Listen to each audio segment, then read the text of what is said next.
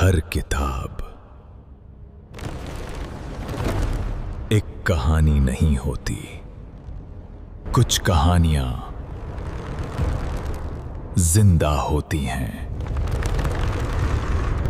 Horror story book.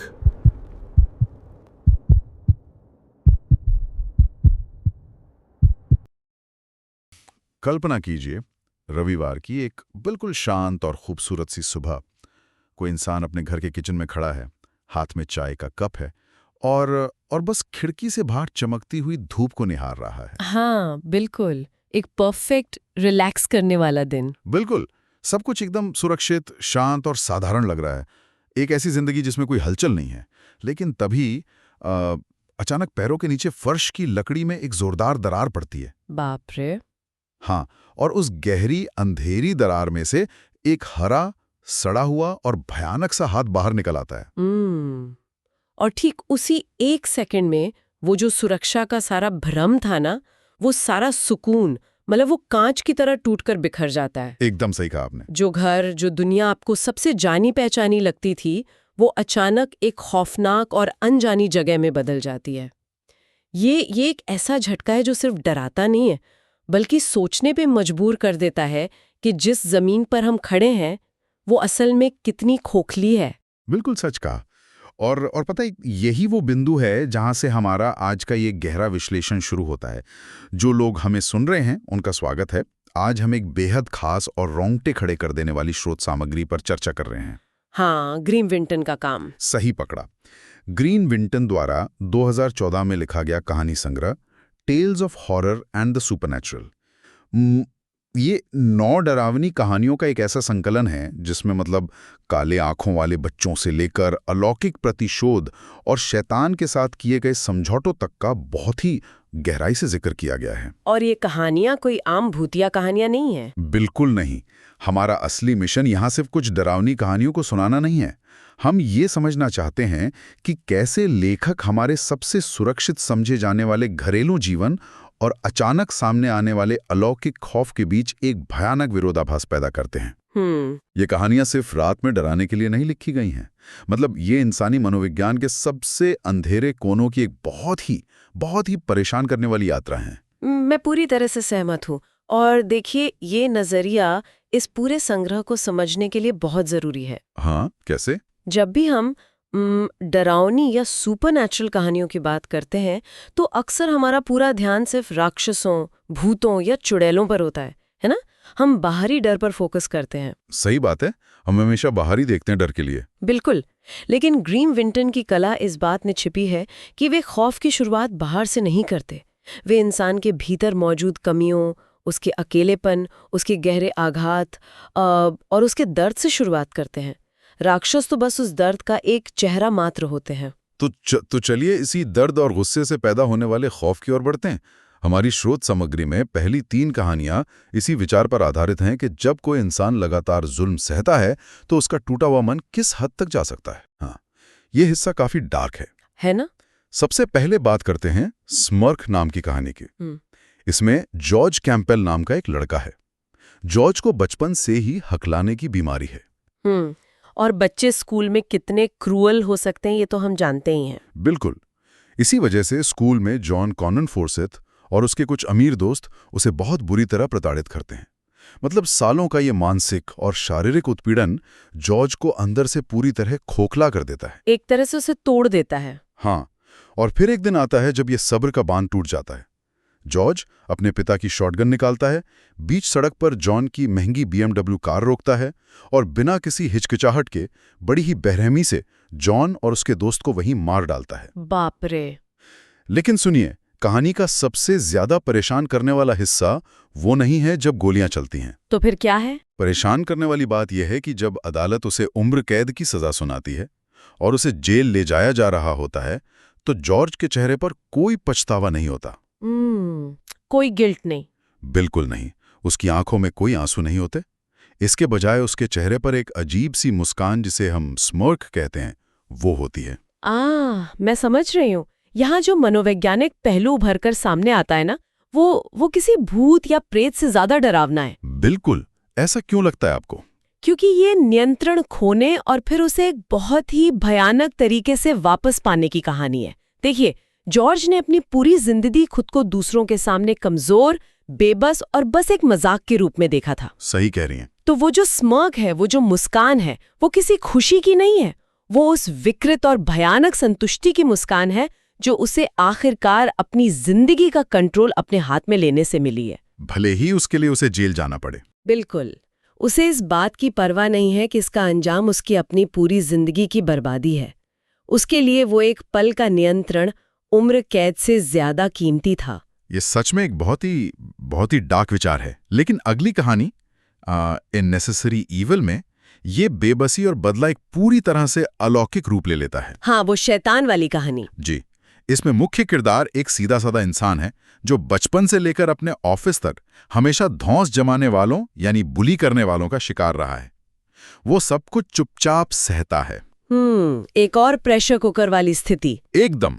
और जब Jack corners नाम का उसका एक पुराना स्कूल का दुश्मन एक बार में उसे सबके सामने बहुत बुरी तरह बेइज्जत करता है, तो उसके सब्र का बांध टूट जाता है। वो घर जाता है और एक पुरानी रहस्यमयी किताब से बेलियांत नाम के एक फरिश्ते का, या यूं कहें कि एक शैतान का आह्वान करता है और अपनी आत्मा बेच देता है। हाँ, वो अपनी आत्मा का सौदा कर लेता है। और इसके बाद जो होता है वो बहुत ही खौफनाक है। रात में उसकी आंखें लाल अंगारों जैसी हो जाती हैं, उसके अंदर खून की प्यास जाग उठती है। बाप रे! और वो जेक को ढूंढकर सचमुच अपने हाथों से उसका सिर धड़ से अलग कर देता है। इतना ही नहीं, वो अपने एक और पुराने दुश्मन का सिर भी मतलब फुटबॉल की तरह किक मारकर अलग कर देता है। ये तो बहुत ही ज्यादा हिंसक है ना? अब यहां मैं एक सवाल उठाना चाहता हूं, क्या ये बेलियांत सच में कोई बाहरी शैतान है जो किसी दूसरी दुनिया से आया है? मेरा मतलब है, मुझे तो ऐसा लगता है कि ये सिर्फ उसके दिमाग का फितूर है। अच्छा। हाँ, एक इंसान जो टूट चुका है वो बस हत्याएं कर रहा है और उसे शैतान का नाम दे रहा है। ये एक बहुत ही शानदार बिंदु है, लेकिन हमें इसे एक रूपक के तौर पर भी समझना होगा। जैसा मैंने पहले कहा, ये एक प्रेशर कुकर की तरह है। हाँ, बिल्कुल। जब समाज आपके सेफ्टी वॉल्व को पूरी तरह से बंद कर देता है, मतलब जब आपको न्याय नहीं मिलता, जब आपकी कोई नहीं सुनता, तो जो फटकर बाहर आता है वो सिर्फ भाप नहीं होती, वो तबाही होती है। बिल्कुल तबाही होती है।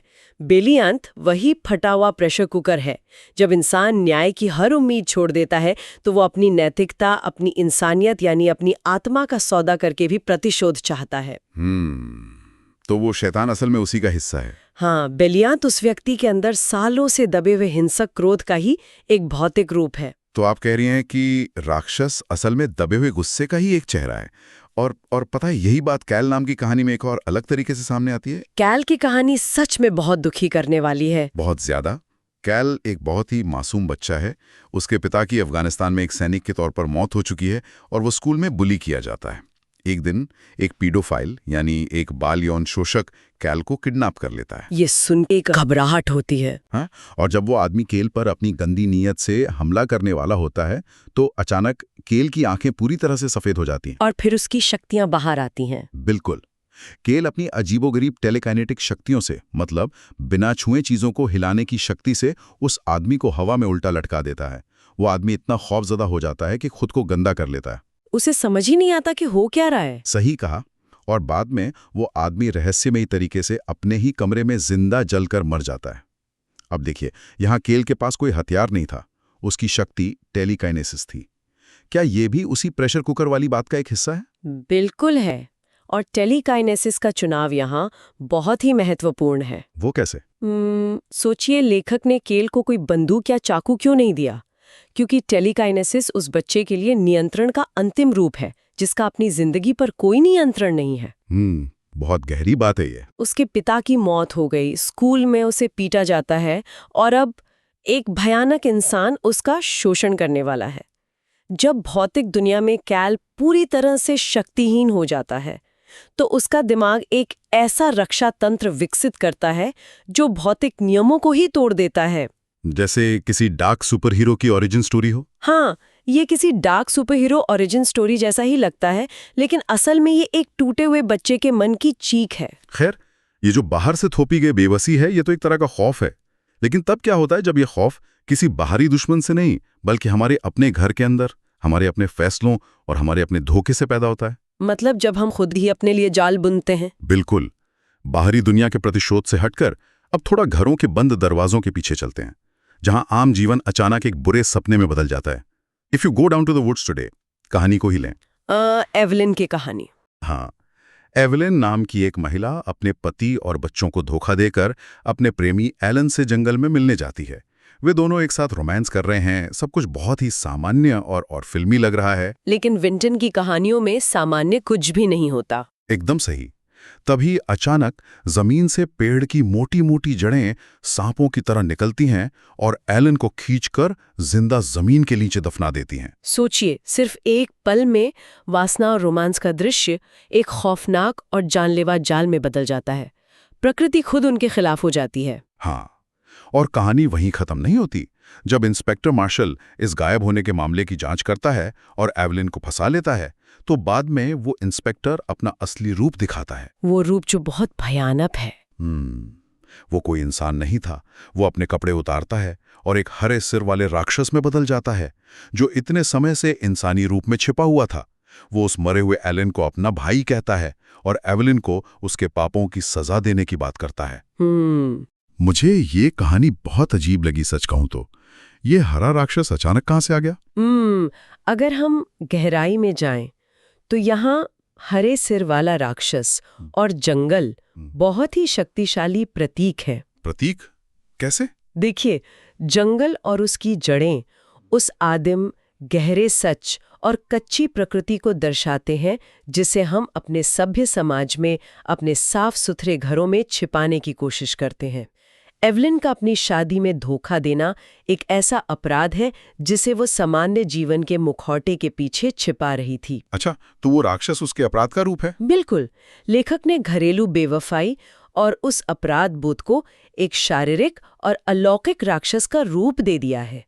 यह कहानी हमें बहुत स्पष्ट रूप से बताती है कि हम दुनिया से अपने पाप छिपा सकते हैं, हम एक नकली जीवन जी सकते हैं, लेकिन प्रकृति और हमारे अपने अपराध बोध से बचकर भागना नामुमकिन है। भाग नहीं सकते। हाँ, वह हरा राक्षस असल में एवलिन के अपराध बोध का ही साकार रूप है। ये अपराध बोध से बचने का नामुमकिन होना और दिमाग का ये जो खेल है ना, ये मुझे अगली कहानी रूथ की याद दिलाता है। रूथ, ये तो बहुत ही मार्मिक है ना? टर्नडेल नर्सिंग होम में रूथ नाम की एक महिला रहती है। उसे बचपन में कोई बहुत बड़ा आघात पहुंचा था और अब वो मल्टीपल पर्सनालिटी सिंड्रोम यानी एमपीएस का शिकार है। जी। वो बेन नाम के एक मरीज से दोस्ती करती है जो डाउन सिंड्रोम से पीड़ित है। उनके बीच एक बहुत ही मासूम, खूबसूरत और निस्वार्थ रिश्ता बनता है। लेकिन जिस दिन बेन को वहां से किसी दूसरी जगह भेज दिया जाता है, रूथ पूरी तरह से टूट जाती है। वो ये सह नहीं पाती। नहीं, उसका दूसरा हिंसक व्यक्तित्व, जिसे वो बेटी कहती है, पूरी तरह से हावी हो जाता है और रूथ अपनी ही दोनों कलाइयां काट लेती है। ये कहानी इस पूरे संकलन की सबसे दुखद कहानियों में से एक है। सच में। और यहाँ आपको कोई हरा राक्षस नहीं मिलेगा, कोई शैतान नहीं मिलेगा, बेटी ही वो राक्षस है, उसके खुद के अंदर का राक्षस। हाँ, यहाँ जो सबसे बड़ा विचार निकल कर आता है वो ये है कि जब दुनिया आपको कोई रक्षक नहीं देती, जब दुनिया आपसे आपकी एकमात्र खुशी छीन लेती है, तो आपका दिमाग खुद को बचाने के लिए सचमुच टूटकर कई हिस्सों में बंट जाता है। मानसिक दरारें और अकेलेपन का खौफ ही यहाँ असली विलन है। बिल्कुल, ऐसा लगता है जैसे विंटन हमें बता रहे हों कि सबसे खतरनाक जगह कोई भूतिया जंगल या पुराना कब्रिस्तान नहीं, बल्कि हमारा अपना दिमाग है। सही कहा। खैर, चलिए अब व्यक्तिगत अपराध बोध और मन की दरारों से आगे बढ़कर एक नए विषय की ओर बढ़ते हैं। क्या होता है जब आत्माएं समय के एक लूप में फंस जाती हैं? एक लिम्बो में? हाँ, हमारा अगला फोकस है अतीत के बंधक और लिम्बो में अटकी हुई आत्माएं। स्रोत सामग्री में एक बहुत ही प्रसिद्ध शहरी किंवदंती ब्लैक आइड किड्स यानी काले आंखों वाले बच्चों का जिक्र है। ये हमेशा से बहुत डरावने माने जाते हैं। बिल्कुल। BEK नाम की कहानी में पैगी और टॉम स्टर्लिंग शहर के एक पुराने कब्रिस्तान में जाते हैं। वहां उनका सामना रेबेका नाम की एक छोटी बच्ची से होता है, जिसकी आंखें पूरी तरह से काली हैं, मानो उनमें कोई गहराई न हो। बहुत भयानक दृश्य है। और बाद में ये खौफनाक सच पता चलता है कि रेबेका की मां फ्लोरा फ्रेजर को 1485 में उसी जगह चुड़ैल बताकर जिंदा जला दिया गया था। वो बच्ची एक राक्षसी कोहरे का रूप लेकर पैगी को अपना शिकार बनाना चाहती है। देखिए, यहाँ लिम्बो की अवधारणा को समझना बहुत दिलचस्प है। आमतौर पर हम सोचते हैं कि नर्क कोई ऐसी जगह है जहाँ आग जल रही हो या यातनाएं दी जा रही हों। हाँ, कांटे चुभाए जा रहे हों। बिल्कुल, लेकिन ग्रीम विंटन के अनुसार लिम्बो का मतलब है समय का रुक जाना, एक ऐसा ठहराव जहाँ कोई प्रगति नहीं है, जहां आप बस अटक जाते हैं। सही कहा। 1485 में जो अन्याय हुआ, वो बच्ची आज भी उसी दर्द और प्रतिशोध के अंतहीन चक्र में फंसी हुई है। वो आगे नहीं बढ़ पा रही है और यही उसका असली नर्क है। बिल्कुल वैसी ही अटकी भी स्थिति ब्लैक विकारेज नाम की कहानी में भी है। हाँ, पादरी वाली कहानी। जी, 13 साल की मरियम नाम की एक लड़की के अंदर 1970 में गायब हुए एक पादरी रेवरेंड डोनाल्ड क्राइटन की आत्मा आ जाती है। क्राइटन को परियों ने, जिन्हें वो शैतान की संतान कहता है, लिम्बो में कैद कर लिया था। और वो आजाद होना चाहता है। स्वाभाविक रूप से जब वो मरियम के शरीर के जरिए वापस दुनिया में आता है तो वो बस आजाद होना चाहता है, वो उस कैद से बचना चाहता है। लेकिन जब वो देखता है कि उसकी मौजूदगी की वजह से मरियम की मां पागल हो रही है और उसे जान से मारने वाली है, तो वो एक बहुत बड़ा फैसला लेता है। वो मरियम और उसके परिवार को बचाने के लिए हमेशा के लिए वापस उसी खौफनाक कैद, उसी लिम्बो में जाने का फैसला करता है, ताकि वे शैतानी परियां किसी और को अपना शिकार न बना सकें। ये मतलब डरावनी कहानियों की दुनिया में एक बहुत ही अलग तरह का मोड़ है। मुझे भी ऐसा ही लगा। आमतौर पर भूतिया कहानियों में आत्माएं बदला लेने आती हैं, वे स्वार्थी होती हैं, लेकिन पादरी क्राइटन अपनी यातना को स्वीकार कर लेता है ताकि दूसरे बच सकें। ये कहानी बुराई के सामने आत्म बलिदान की ताकत को दर्शाती है। और अब बात करते हैं इस संग्रह की शायद सबसे अजीब, दिमाग घुमा देने वाली, लेकिन सच कहूं तो मेरी पसंदीदा कहानी की, ब्लैक हाउस। ये बहुत ही दिलचस्प कहानी है। डेविड का परिवार स्कॉटलैंड की एक पुरानी सुनसान हवेली में रहने आता है। डेविड को वहां 1940 के दशक के एक बच्चे चार्ल्स ब्लेक का भूत मिलता है। चार्ल्स एक बहुत ही भयानक बात बताता है। बहुत ही डरावना सच। हाँ, वो बताता है कि उसके पिता ने एक बुरे आदमी के साथ ताश का खेल यानी पोकर खेला था। वो आदमी पैसे या हवेली नहीं, बल्कि उन बच्चों को चाहता था। पिता लालच में आकर हार गए और वे तीनों बच्चे हमेशा के लिए एक लिम्बो दुनिया में फंस गए। एक पिता द्वारा अपने ही बच्चों को जुए में हार जाना इंसान के नैतिक पतन की सबसे निचली सीमा है। ये सिर्फ एक भूतिया कहानी नहीं है, ये इस बात का प्रतीक है कि कैसे पिछली पीढ़ियों के पापों और गलतियों का बोझ आने वाली पीढ़ियों को उठाना पड़ता है। हाँ, लेकिन इस कहानी का असली मजा इसके अंत में है। बिल्कुल। जब घर में अजीब घटनाएं बहुत ज्यादा बढ़ने लगती हैं और डेविड के पिता जॉर्ज को इस भूत के बारे में पता चलता है, तो कहानी में सबसे बड़ा रहस्य खुलता है। वो पोकर वाला रहस्य। जी, जॉर्ज ने डेविड की मां को कभी नहीं बताया था कि उन्होंने असल में ये हवेली कैसे खरीदी थी या जीती थी। जॉर्ज कॉलेज के समय में पोकर के चैंपियन थे और उन्होंने वास्तव में किसी इंसान के साथ नहीं, बल्कि खुद शैतान के साथ पोकर खेलकर ही यह हवेली को जीता था। बाप रे। और उन्होंने ऐसा इसलिए किया ताकि वे उन बच्चों की आत्माओं को आजाद करा सकें। मुझे तो ये सोच के ही हैरानी होती है कि शैतान के साथ पोकर खेलना कितना अजीब लेकिन शानदार विचार है। यहाँ लिम्बो केवल एक डरावनी जगह नहीं लगती, बल्कि ये उन गलतियों का प्रतीक लगती है जिन्हें सुधारा नहीं गया। आप बिल्कुल सही कह रहे हैं। लिम्बो यहाँ निश्चित रूप से उन कर्मों और गलतियों का प्रतीक है जिन्हें अधूरा छोड़ दिया गया है। चार्ल्स के पिता ने जो पाप किया वो एक आध्यात्मिक कर्ज बन गया जिसने उन मासूम बच्चों को बांध लिया। और जॉर्ज का शैतान के साथ पोकर खेलना उस पुराने कर्ज को चुकाने, उस ऐतिहासिक गलती को सुधारने की एक सक्रिय और साहसिक कोशिश है। लिम्बो केवल एक जगह नहीं है, ये एक स्थिति है जहां पीढ़ियों से न्याय का इंतजार हो रहा है। न्याय का इंतजार, ये एक बहुत ही गहरा विचार है। लेकिन अब इस चर्चा के सबसे अंधेरे और सबसे भयानक मोड़ पर आने का समय हो गया है। हाँ, जो सबसे ज्यादा दिल दहला देने वाला हिस्सा है। देखो, भूतों, परियों, शैतानों और लिम्बो की दुनिया से बाहर निकलकर हम अब एकदम वास्तविक, ठंडी और ऐतिहासिक क्रूरता की ओर बढ़ते हैं। एक ऐसी दुनिया जहां इंसान ही राक्षस बन जाता है। स्रोत सामग्री में एक कहानी है जिसका नाम है अनवर्दी ऑफ लाइफ। ये कहानी पूरे संग्रह के सुर को पूरी तरह से बदल कर रख देती है। मतलब ये आपको अंदर तक झकझोर देती है। बिल्कुल। ये कहानी 1933 के नाजी जर्मनी के ऐतिहासिक परिदृश्य पर आधारित है। फ्रेडरिक नाम का एक बच्चा है जो शारीरिक रूप से अक्षम है और व्हीलचेयर पर है। उसके पिता को सैनिक पकड़ ले जाते हैं और उसकी माँ, जो पूरी तरह से बेबस हो चुकी है और खुद को तथा उस बच्चे को बचाने की हर उम्मीद खो चुकी है, फ्रेडरिक को एक मानसिक संस्थान आइनेसिक्ट मेंटल इंस्टीट्यूशन में छोड़ देती है। ये बहुत ही पीड़ादायक है। बहुत ज्यादा। फ्रेडरिक वहां 5 साल तक अपनी माँ के वापस आने का इंतजार करता है और फिर एक दिन उसे और उसके जैसे अन्य बीमार और अक्षम लोगों को एक पुरानी हरी बस में ले जाया जाता है। उन्हें एक ठंडे बंद कमरे में ले जाया जाता है और फिर छत से नीले और भूरे रंग का धुआं निकलने लगता है। फ्रेडरिक के पास एक छोटी सी क्रॉस है, ईसा मसीह की मूर्ति, जो उसकी माँ ने उसे दी थी।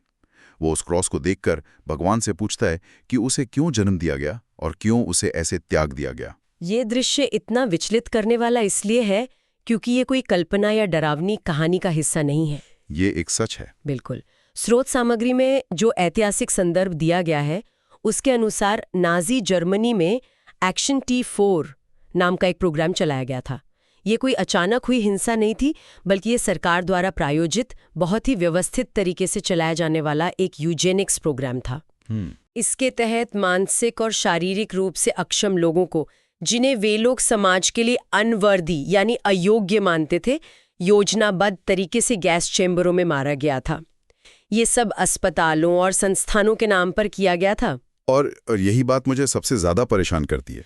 क्या बात? देखिए, अगर हम पूरे संग्रह को देखें तो इसमें हरे राक्षसों की कहानियां हैं, लाल आंखों वाले शैतानों का जिक्र है, काले आंखों वाले भूतिया बच्चों की दास्तानें हैं, लेकिन ये एकमात्र कहानी है जिसमें कोई भूत प्रेत नहीं है, कोई अलौकिक तत्व नहीं है, कोई जादू या शैतानी किताब नहीं है। बिल्कुल, एकदम कोरा सच है। फिर भी ये पूरे संकलन की सबसे ज्यादा डरावनी, सबसे ज्यादा रुलाने वाली कहानी है।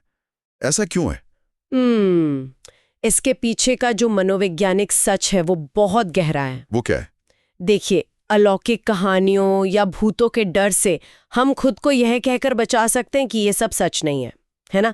हम किताब बंद कर सकते हैं, बत्ती जला सकते हैं और राहत की सांस ले सकते हैं कि राक्षस बिस्तर के नीचे नहीं है।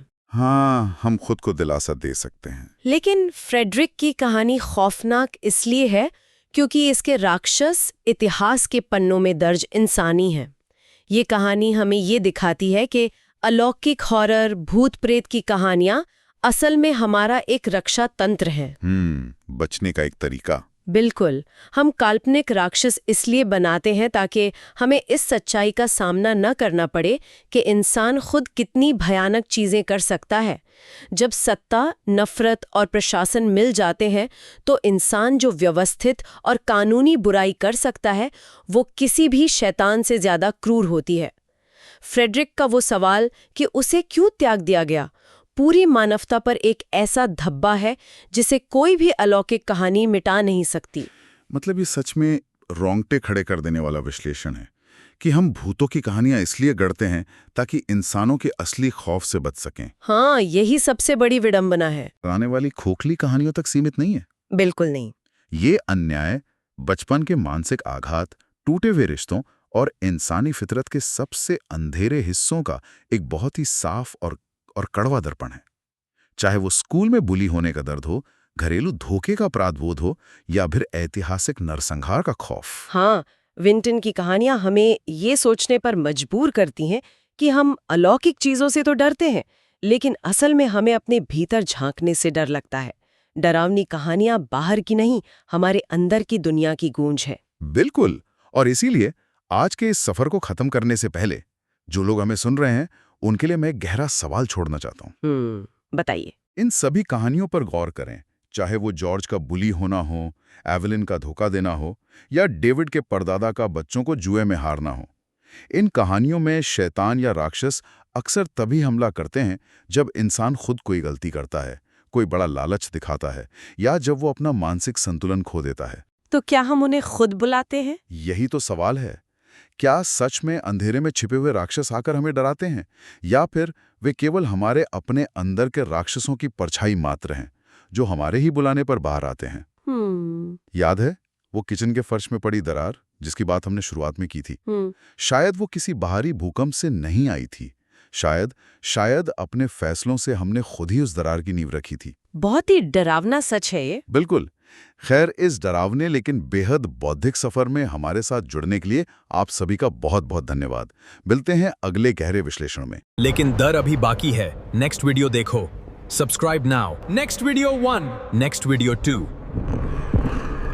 वो